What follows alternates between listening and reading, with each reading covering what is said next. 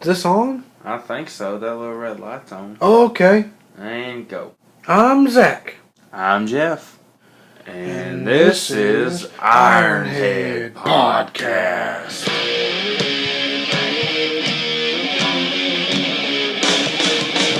Today we bring you Sir Doyle's story, The Red-Headed League. This story was written by Sir Arthur Doyle way back in the 1890s. Okay, that's enough history. Let's get on the story. Alright then, let's go. Let's get this show on the road. Let's go. I went over to my friend's house last fall and he was talking to an old fat red-headed man when my buddy Holmes dragged my butt into the room and said, Watson, you couldn't have come at a better time. I'm talking to a man about a new case. Holmes introduced me to that fat fella he was talking to, and he had an interesting case. It all started when my apprentice, Mr. Spaulding, gave me this ad from the paper declaring there is a vacancy in the Red-Headed League, and all you have to be is red-headed and over 21.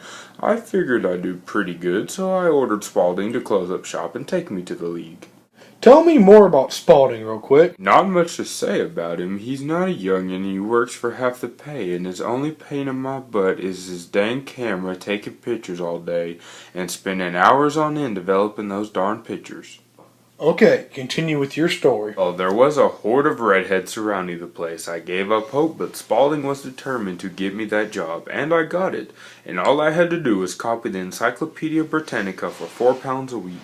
I worked 8 weeks with no problem. Then suddenly, this morning, the doors were shut and locked. And there was a sign on the door. Here, look. The Red-Headed League was dissolved October 9th, 1890. That's weird. Yes, and I went to the landlord, and he never heard of Mr. Duncan Ross, my boss. So I came to you because I heard you help out the poor folk. Very wise choice, my friend.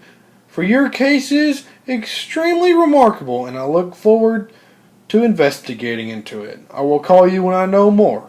Thank you for coming. Wait, before you go, how was Spaulding first called to your attention? He responded to my ad in Motor Trend about a month ago. I chose him over a few because he was handy and worked cheap. What does this man look like? There is not a hair on his head or face. Even though he's 30, he has an acid splash on his forehead. I knew it! Are his ears pierced? Oh yeah, why? He's a gypsy, that's what I was told, and my business has been attended to perfectly. Never mind. That'll do, Mr. Wilson. I'll call you in a day or two and I'll figure some things out. Leave me alone, Watson. I need to smoke and think. 6.5 hours later. Watson, let's go to the pawn shop and look around for a bit to figure this thing out.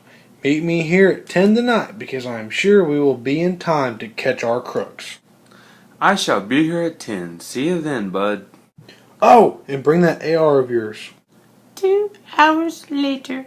I left my house at 9:45 and went back to Holmes's house where I found him with a banker and a cop. Oh, good. You made it. Our posse is complete. Let us head over to the bank. We left and were heading down to the bank basement where Holmes says to the two men, Mr. Banker, you have 30,000 pieces of French gold, right? Yes, I thought so. We walked down the stairs through 2 locked gates and a cell door and found ourselves in the vault full of boxes and crates. Mr. Banker, stop hitting the ground.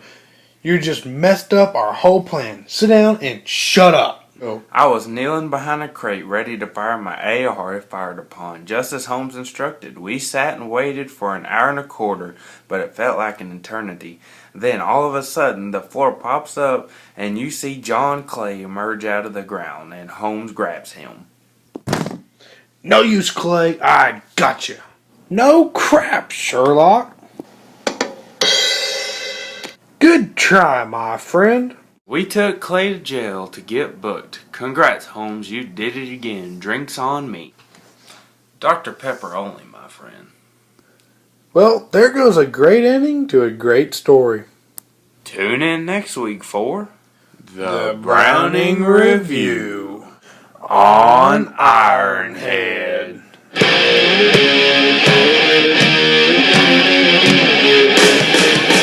Don't forget to comment. Like us on Facebook. Don't forget about MySpace. Bye. Bye-bye. We don't do Twitter. Nope.